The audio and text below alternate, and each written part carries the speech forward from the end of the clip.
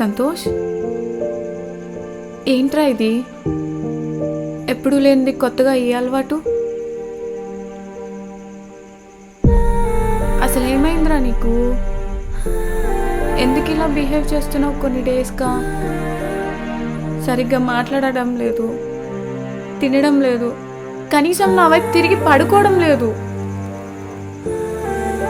ఎందుకు ఇలా చేస్తున్నావు సంతోష్? అడుగుతుండి మాట్లాడవేంటి? అడుగుతుంది నిన్నే.